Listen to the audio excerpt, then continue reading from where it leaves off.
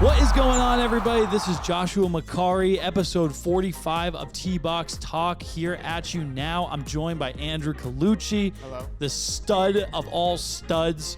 We're super excited today. It's just the two of us. We're going to be bringing you a very special episode. Today we have a giveaway we are going to be doing at the end of the podcast, so stick around. It's actually a bit of trivia that's going to require some crowd interaction here. You have the opportunity to win something really special from one of our new product lineups that we brought in 2023. We also are going to be doing the roast. So Andrew and I are going to be roasting each other. We've known each other since we were in kindergarten, so we're super excited to see what kind of quirks, and maybe we'll be friends after this, hopefully. So we'll find out. And in addition to that, we're going to talk about some things that we have been watching with Last of Us season finale, Mandalorian, and some other really good quick things that we're going to be discussing. Without further ado, I think we're ready to get into it. Andrew, why don't you talk to us first about the fact that you're stealing my thunder on the introduction. That's great. Okay, we've moved past it. You did okay. I wanted to try it. For the people at home, it took 2 takes. He did take 2 takes. So I've never taken 2 takes on an intro, but you know what? I guess whatever wants to float Josh's boat. Really exciting stuff. This weekend, me and Josh will be going to the Northeast Golf Show. We got invited to have a booth there, and Josh worked his magic and got us actually a bigger booth. So we're actually going to have a 20 by 10 size booth. We got great placement, and we have been working all this week on creating a makeshift show set, pretty much, because we've never done a golf show before. Josh, you've done a golf show before with Caddy Clean, right? Yeah, I mean, these shows are really cool because you finally get an opportunity to meet with everybody in the industry. A lot of times the golf industry can be pretty cutthroat. People don't really like to help people in the golf industry. Everybody's get their hands out. You kind of are, it's eat or be eaten, and the big guys rise and the small guys kind of stay where they are, and unless you really break through in a special way. So we're excited. We're bringing, I think, most of our products, with the exception of a few that are not in yet, that haven't actually gotten here. So we're going to be really excited. We're meeting up with a bunch of other podcasters and some different, this is a consumer show. So Yes. We're going to be talking directly to the people who we're hoping will buy our products and listen to our podcast. So if you ever see this or hear this episode from the show, thanks so much for engaging with us. And, we're super excited for 2023. Yes, we are. I've never done a show like this before, so I'm pretty excited. It kind of reminds me of in middle school when we used to have to do the big science fair projects and bullshit like that. So I think it'll be fun. I'm pretty good at them. So. It's like a science fair, but for adults in a specific industry. And you're trying to make thousands of dollars and sell your product and sell your brand. And your life depends on it. And I'm a little stressed out. I'm a little stressed out too. It's not. I mean, we threw it together. We slapped it. We went to Staples 5 times since the last time you went to Staples, But we're getting shit done, and we're pretty excited about it. Yeah. We actually, I think, are going to have one of the nicer booths. I've seen what they looked like in the past, Kaluch. I'm pretty excited to see it. And actually, on our social media, if you guys ever care about seeing what it looks like, because we really have spent a lot of time on it and a good chunk of money to make it happen. Next year is going to be even more wild at the PGA Merchandise Show, because we'll probably be showing up with all kinds of shit. And that's the one in Orlando, correct? Yeah, it's the biggest in the world. It's a square.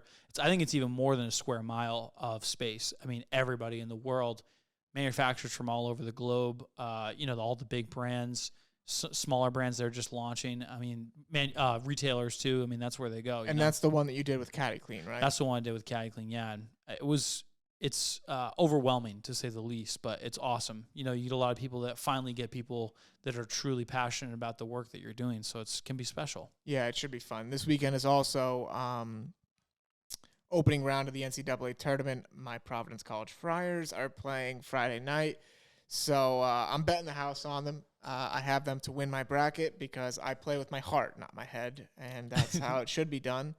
I mean, if you're actually trying to sit here and write out a good bracket, you're wasting your time. Nobody ever does a good bracket. It's that simple. Josh, you actually won the bracket one year, and I don't think you knew any of the teams. You were just like, Villanova's going to win it all.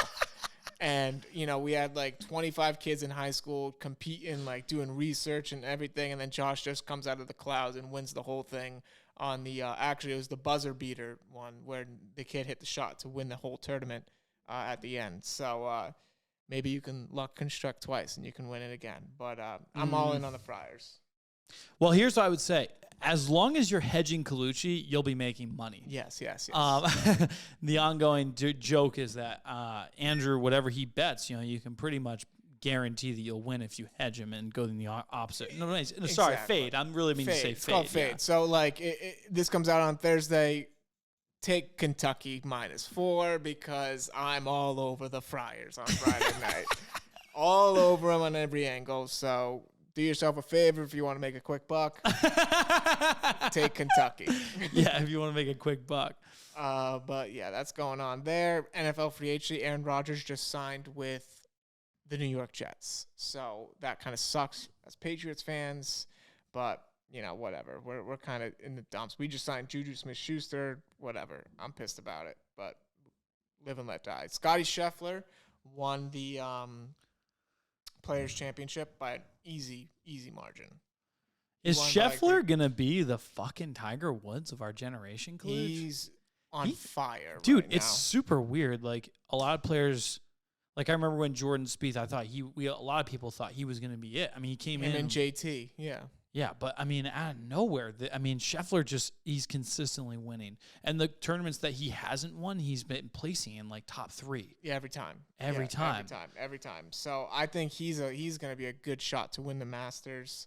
So I don't know. He's catching a good steam right now. And again, he just won the Players Championship pretty freaking easily. And we did have a hole-in-one at the famous 17th hole, which was sick, obviously. But then there was this funny thing, do you know the 17th hole at that course in Florida where for the Players where it's onto the island?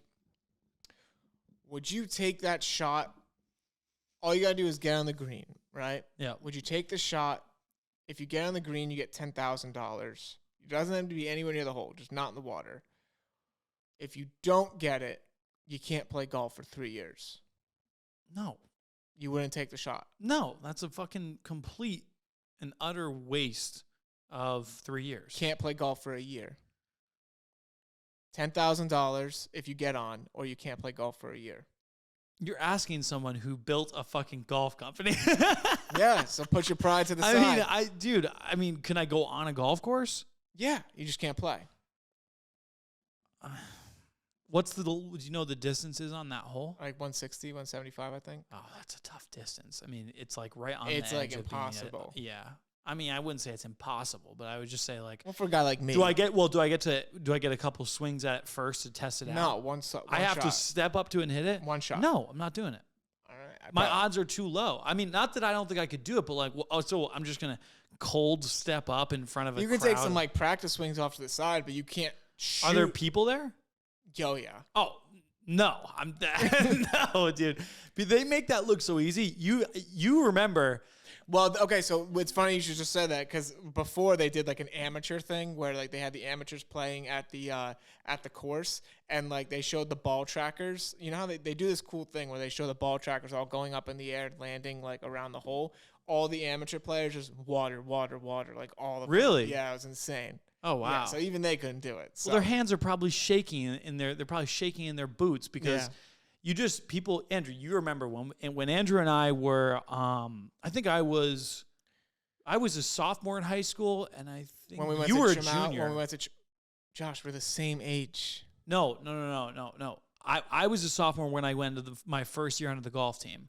Oh, and I okay. tried out. And then you were a junior when you tried out, right? Yeah, oh yeah. So, and when we tried out for the golf team, we probably had like 50 people, 60, 70 people at that tryout. Oh, at that first hole? Yeah, and fuck that. A lot of the guys who you would have to tee off first.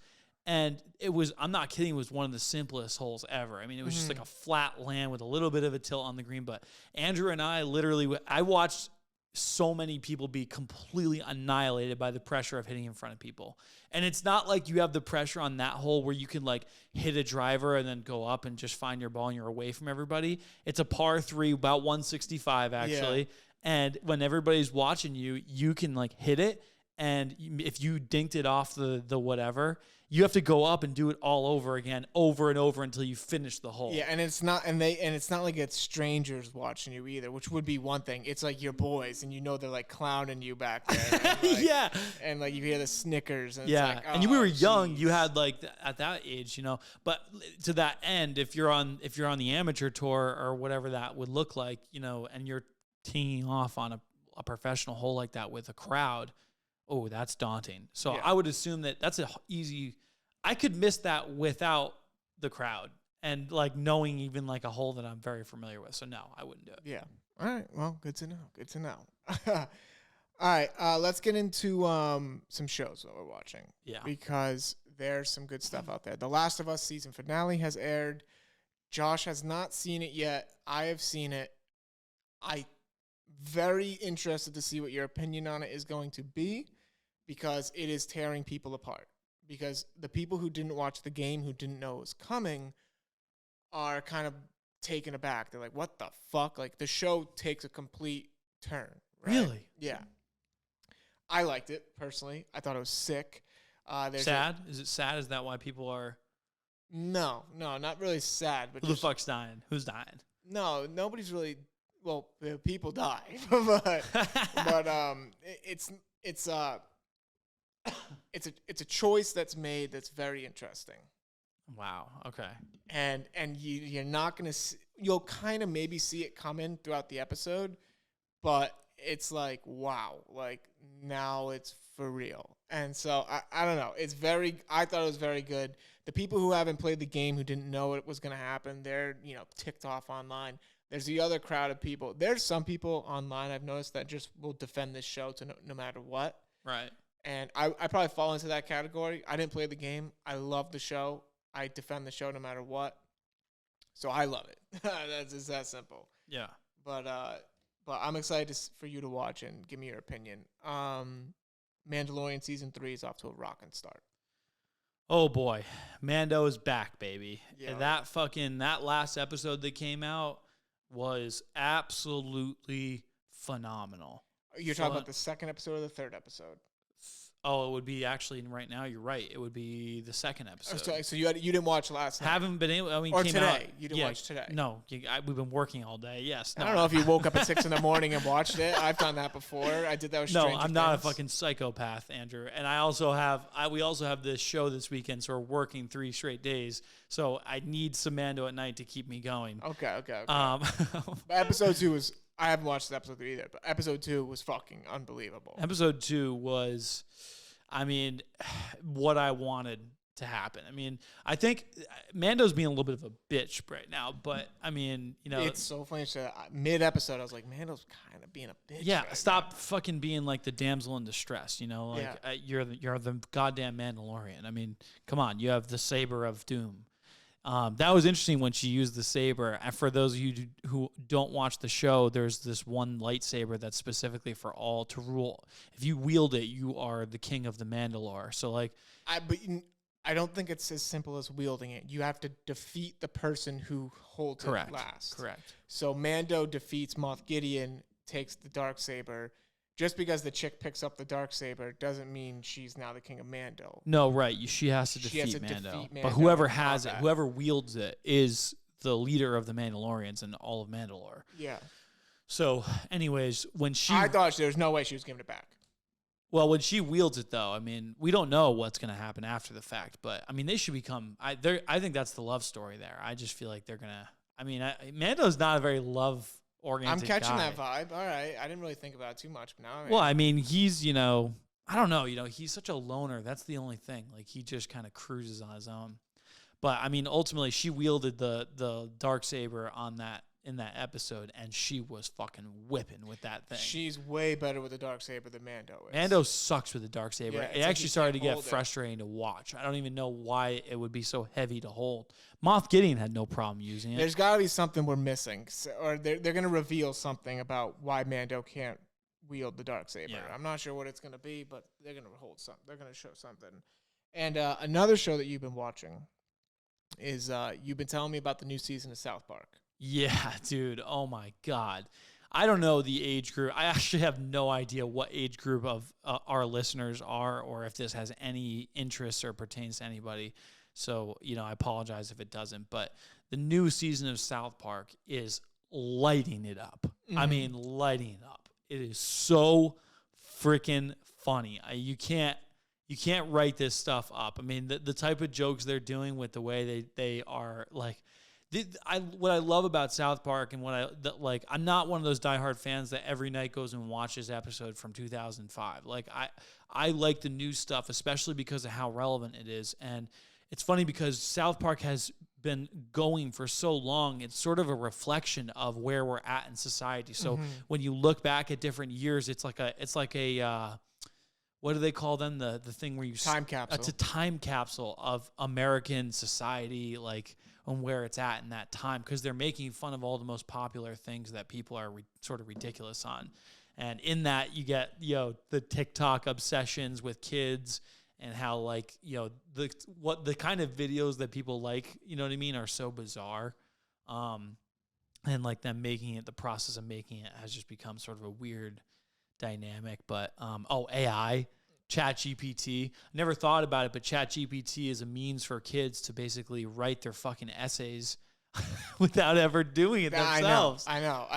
And then they made another AI to run reports through to detect if the previous report was written by ChatGPT. Yeah. So they're making AI to check if the other thing was AI. It's insane. Dude, AI, happening. I'm telling you, it's going to be a wild couple Can you years. imagine how many papers we could have easily written with just ChatGPT? I mean, Andrew and I had, did our fair share cheating through the years because we had iPads in high school. And when we had iPads, I mean, the cheating was rampant. I mean, you could just fraudulently do so many things. But I never plagiarized technically, but cheating on tests, I don't know what plagiarized. Or are we talking like half plagiarized? Did you take someone's essay and then morph it? Yeah. No, never. Oh, you didn't? Never. Now, computer code, 100% plagiarized the fuck out of that. Yeah, sometimes, back in the day, we didn't use AI. We just copied each other. That, you know what I mean? Like, yeah, what are you going to do? I don't know. Hey, look at us now. That is true, though. The AI computer class or computer coding class, it's so hard, too, when you think about it. Like, computer coding class basically becomes obsolete. Coders as a whole become obsolete with ChatGPT AI that can just do coding now. I mean, you might need to have some know-how, but like, damn, that career is in hot water quick because that is a difficult human task. So I would actually disagree because you need somebody to code the AI. Unless the AI... The AI learns. I mean, it's ever learning. If the AI can learn to make AI, we're fucked. I feel bad because I think I've been seeing so much like all the Silicon Valley people and like the ongoing joke is that for thousands of years, being like humans have been physical, creatures, physical beings that needed strength and agility and speed and intelligence, but those other things are more valued. And here we find that like the highest value, whatever, is people who have ideas and then can code them into software. Mm-hmm. And in one foul swoop, ChatGPT comes along and says, we're going to do that, except it's completely automated, ever learning, compounded value to its learning process, and basically will make what you do obsolete in the next 2 years. Yep. That's crazy. And we're just letting it happen. Yeah, I don't know. Fuck, man. I mean, everyone's going to just be replaced by AI, and then our jobs, I guess, will just be like in that South Park episode. Fucking, they took our jobs. They took our jobs. They took our fucking jobs. It's actually funny because my cousin wrote this movie. I have a cousin who wrote. He's like a second or third generation cousin. I think I've met him once my whole life. But he wrote the book The Surrogates, which is like what's happening. It's in The Surrogates. Humans make AIs that go do their tasks for them, and then the humans just stay at home all day and just chill. Wow. Which is like what's happening right now. And they made a movie about it. Bruce Willis started the movie, The Surrogates. The thing is, once a robot like the one that they're doing from Boston Dynamics, once that crosses the threshold, right, of being compatible with AI, so to speak, that it can learn like humans learn. And there's a physicality to the AI because ChatGPT, for as great, as powerful as that is still one-dimensional in that it exists within software and online. Yeah. It's not like it's like a person, but a robot. but which kind of also, but then again, fucks writers up bad. Oh yeah. Right. So like those are the first jobs that I guess AI is going to work on. But when you think about if you can implement that same sort of technology into a physical being and the physical world can be altered by this being, I mean, we're all fucked. You could send a fucking AI to China and go source a manufacturer for you. You know what I mean? Like, and who's to say eventually then and just it could work 24 hours. 24 hours a day. You know what I mean? With, like I said, compounded learning. They can learn at speeds millions and billions and trillions times faster than humans. So we're all fucking doomed. But anyway, I mean, think about that for a second. The working 24 hours thing is the crazy part because a human sleeps, on average, you want to sleep 8 hours a day, I guess. That's a third of the day you're sleeping. Imagine what you're only working with a third of your day back. Most people probably work, if you're not an entrepreneur or in some job that like makes like a lawyer that makes you work, nights and weekends. They probably are working between like 9 and 10 hours a day. So like probably less, maybe even less. 8-hour day work week. 8 to 9 hours. I actually think it's gone even less because of all the work from home stuff that happened through COVID. So you just figure and they don't deteriorate. See, like we get tired throughout the day. Like that, we need to eat lunch. We got to do that. Like I get burnt out sometimes, and I can't just keep pressing on. But the thing is the AI, even that, if you think about it like math, like it builds on itself, and that's what AI does. And we don't build build that quickly, like at the rate that they would, So yeah, it's kind of maybe it'll be great. Maybe we'll fucking cure cancer and cure a bunch of stuff. And yeah, a man can dream, or it's going to turn into the Terminator and Judgment Day, and we're all dead. So, hey, let's move on to a happier topic here, making fun of each other. So there's a way happier topic. Yeah. Let's get into some self-deprecation here. Come on, Kaluch. Right, you want to start, or you want me to? This is going to be a check yourself on eeach other. Josh, I thought Josh blew it away last week with the check yourself thing, and then Josh had the idea to do a roast, and I kind of jumped on it and said, okay, what about like a check yourself but on each other, which is technically just a roast, which I love. So to close out the episode, and by the way, stay tuned. Our little riddle for our giveaway is coming very shortly, within the next 10 minutes. So we're going to do a roast. I'm kind of nervous. Are you going to fucking tear me to shreds, Kaluchi? No, keep it cool. Let's start. Let's go one for one and go back and forth. I got one in the fucking tank right now. I have one as well. Oh, do you really, big boy? You got one going, huh? Yeah. It was a little too easy for you right there. I've been holding on to it. All right, who's going? Let's RPS for first. One time. Rock, paper, scissors, shoot. All right. Oh, rock, paper, scissors, shoot. All right, I win. I decide that I would like Andrew to go first, so I know how hard I'm going to, hammer him. Josh is a salesman to a fault, unfortunately. Josh is a very big salesman, right? He can talk. What do you mean, unfortunately? Because he can talk anyone's ear off. He can, he can sell ice to an Eskimo, right?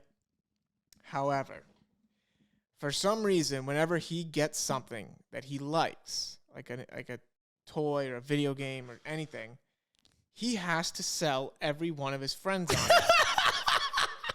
To a point that he's driving his own best friends into debt. And the perfect example is the goddamn Hubsan helicopter drone.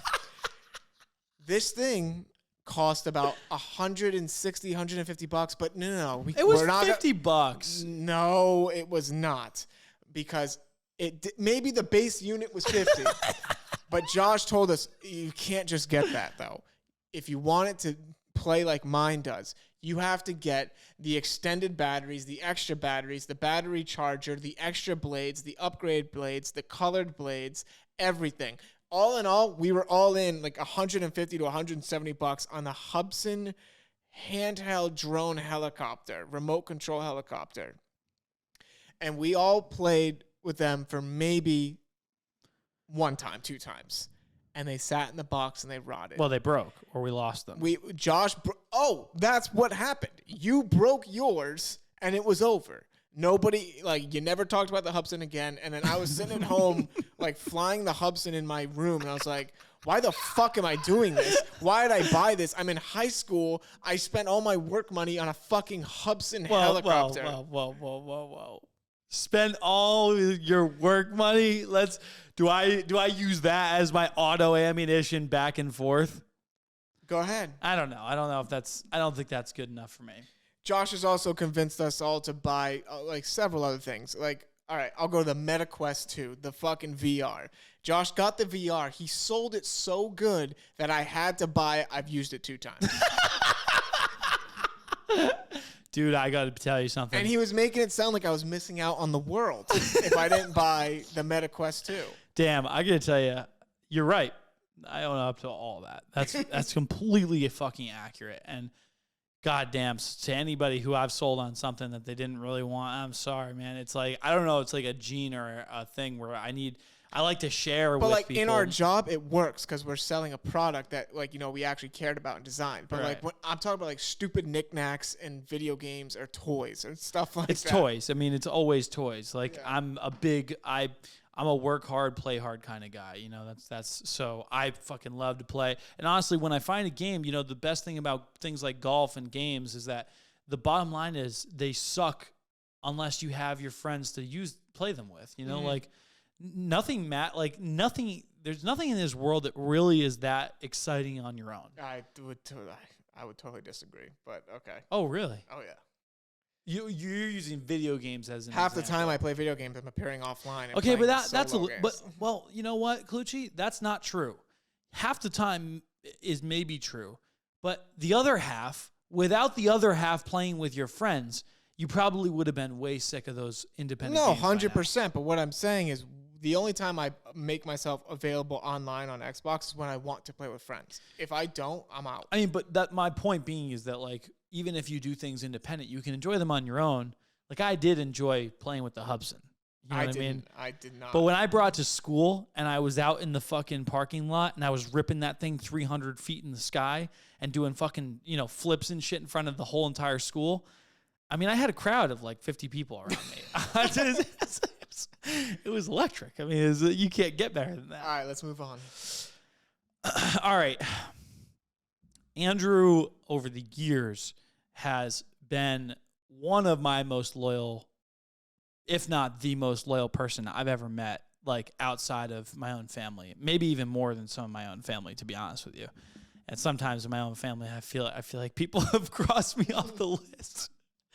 But Kaluch has always been great. Just a great person, great friend, trustworthy, all the accolades you could ever stack on a person. Except the goddamn 4th grade. Yeah, I knew that was coming. This little fuck right here decided at some point in the 4th grade that he was too fucking cool for me. Yeah, we were just... I was past you. He had moved on. And honestly, man, it was really not for good reason. There was, like, we were best friends in kindergarten all the way up to, like, 3rd grade. And then at some point in time, Colucci got too big for his britches. And he thought that he was better than me. So you know what? He fucking gassed me for almost a year until one time I was at biddy ball practice. And I asked him, I said, I was, like, we were playing basketball and, you know, as kids do. And I asked him, what the fuck, man? You know, why don't we hang out anymore? And he was like, wait, I don't know why we don't hang out anymore. And then we like sparked it back up and it just like supercharged the next 10 years. But fuck you for that, buddy. Yeah. There is no answer. I don't know why. You still don't know why? No. Was it my face? I think it was just the cruise. Like, it was just a separation of cruise. Yeah, like, you and Bennett Link. Yeah. You and fucking Bennett Link. Bennett Link, he used to walk around fucking recess with bodyguards. That was like the big thing. Colucci in the 4th grade had bodyguards. I did. So this little fuck would walk around. Him and Bennett Link, they would compete. They were like politicians. And they would walk. Firat would fucking walk on the side. You know who it was? It was Firat and Cambio. Yeah, I think so. You guys, anybody who's been listening for a while heard Alex Cambio come on the podcast at one point. He was Andrew's bodyguard in the 4th grade. So both of them can fuck off. Yeah. That's my next one. Your turn. All right, I got one. Take it easy. You tend to overcomplicate things. And by this, I mean, so like me and Josh are crunching right now, right? We have a show in freaking less than 48 hours. A big turning point in our company. And, like, all right, let's bang out a quick podcast, because, I mean, we do care about the podcast. We missed it for 2 weeks. It sucked. Like, we wanted to be doing it. Like, I don't know why. I mean, we probably couldn't have even done it. We were running out of time. But now we're really crunching, but we still want to do the podcast. So I was like, all right, let's just get in there and just shoot the shit. And then all of a sudden, Josh goes, no.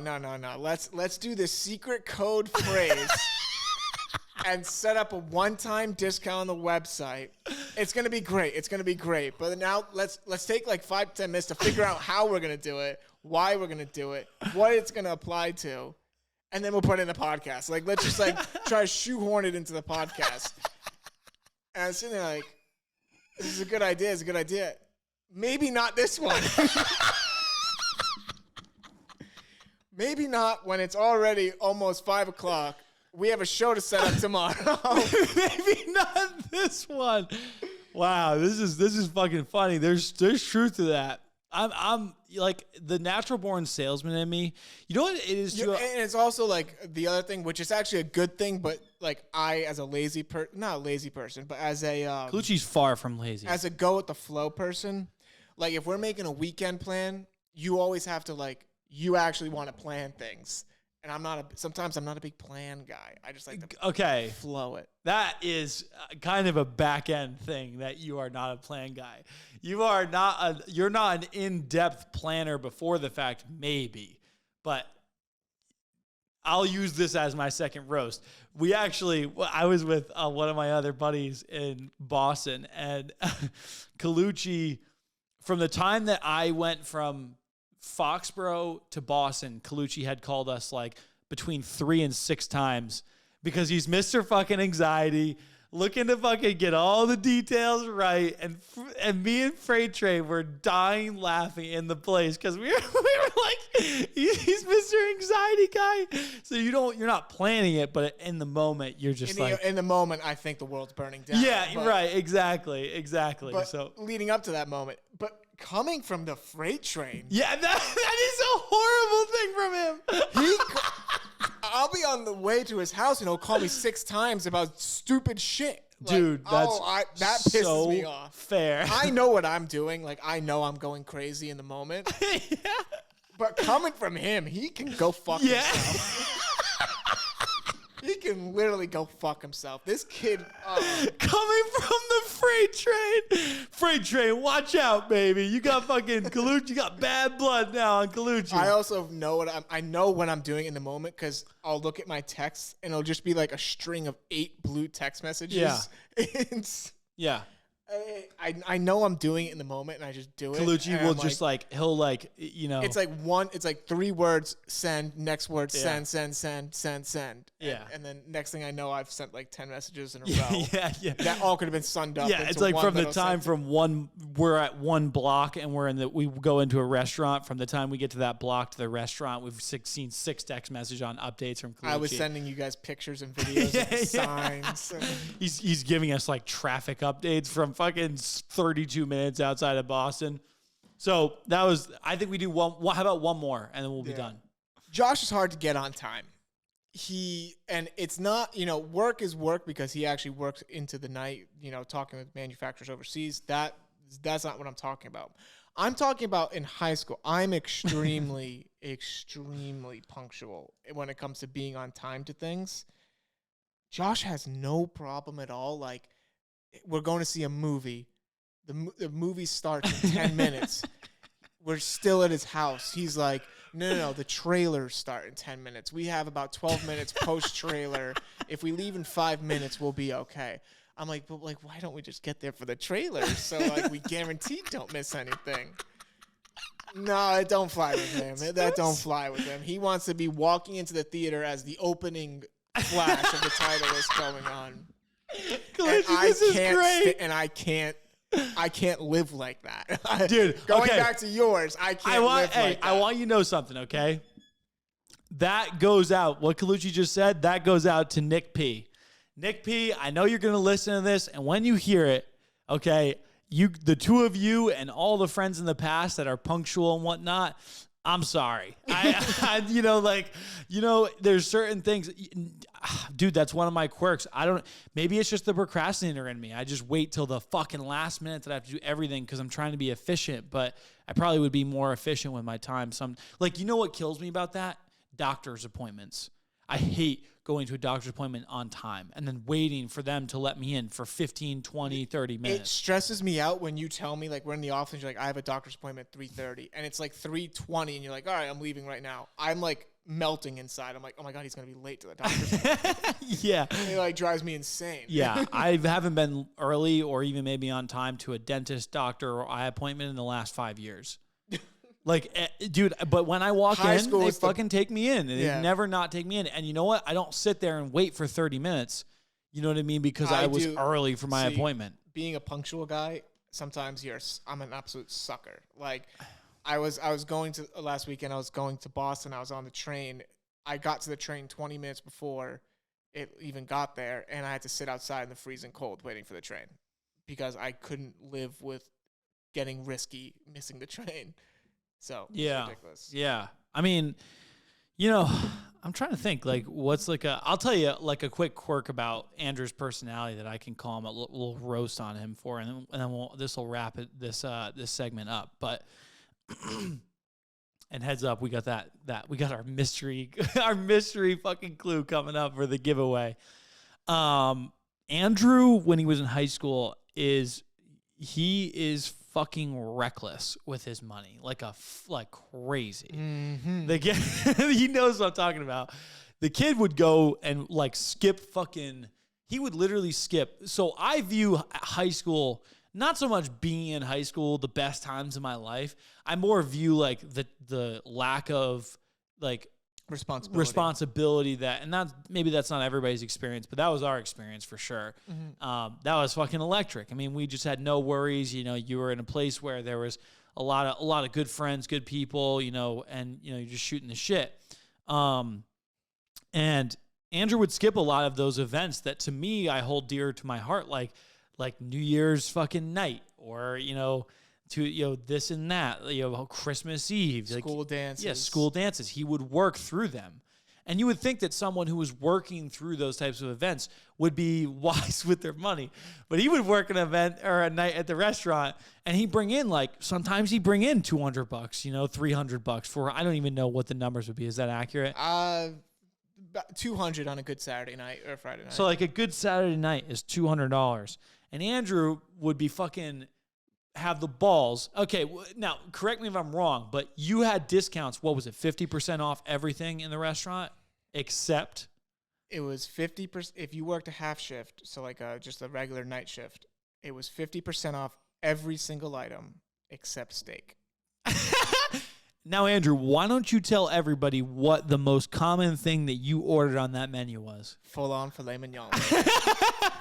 $46 down the train. Yeah. So just to do a little bit of math on that, if Andrew he would always show up with fucking his steak leftovers and everything. So if that math is correct, he's doing 46 plus maybe he gives the chef a little tip. No. Oh, you didn't do tips to them? No. What the fuck? No. Oh, I don't know. Maybe you would give him a little tippy. No. I don't know. All right. So 46 I would get them sodas throughout the night. Andrew's roughly spending 23 to 24% of his fucking income on a busy night for him. And he can't work all the way through the week. So on the weekends, he would basically be giving up 25% of his income to the fucking restaurant. Yeah. And that was his reason for missing. So, I just thought that was fucking crazy, and I had to roast him for it a second. Yeah, I also am a reckless gambler, and I... Silence, crickets. I just, of all the high school work that I did, I was working 30 hours a week in high school.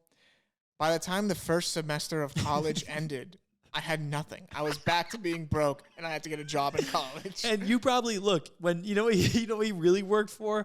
He worked for the ability to lose more than everyone else at every casino we went to when we were in high school. And buy whatever I want. I bought everything in high school. So he got a bunch of clothes, and he had bigger bills at Twin River Casino in Rhode Island. And I had every video game, and I would buy whatever meals I wanted. I balled out. He's a funny bastard. We used to call him Vanderbilt. Vanderbilt. But anyways, Vanderbilt, I think it's time to move on to the next. This giveaway is actually fucking cool as hell, and I think we're going to start doing it maybe on a weekly basis, if not maybe every other episode, just to get people excited for the new stuff that we're bringing in. Andrew, do you want to maybe, what we're going to basically do I'll do the guidelines, and then you hit the hints. Okay. All right? So here's what we're going to do. The segment is going to be called Guess That Golfer. You have to be the first person to DM the T-Box Talk Instagram the answer. We'll know because we have timestamps, obviously, of all of our DMs. So if you DM your answer to T-Box Talk and it's correct and you're the first one, you will have your choice at any one of the products on OMADA Golf's website. This is a big giveaway because, and we may not do this for every episode because this is, they're multi-$100 items that we have on our website. So you can either choose a $55 hat or a $300 golf bag. Whatever you choose, that's what you get.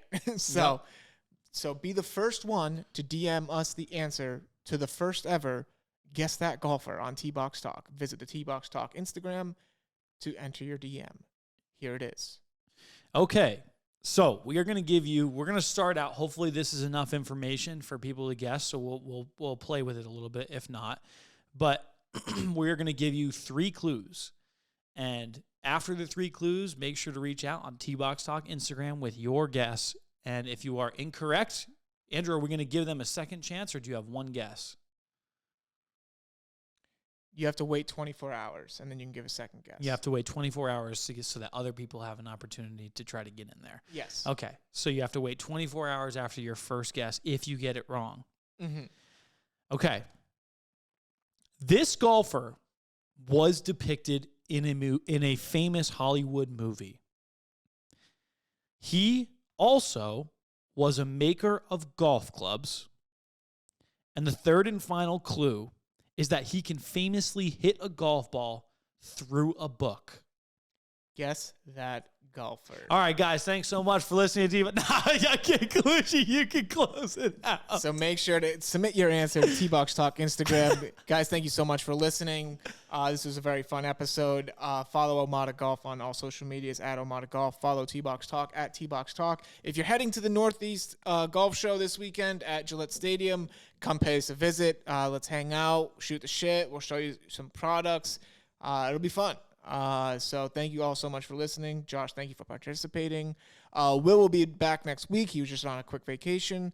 Everybody have a wonderful weekend. Thank you so much. Peace out, guys.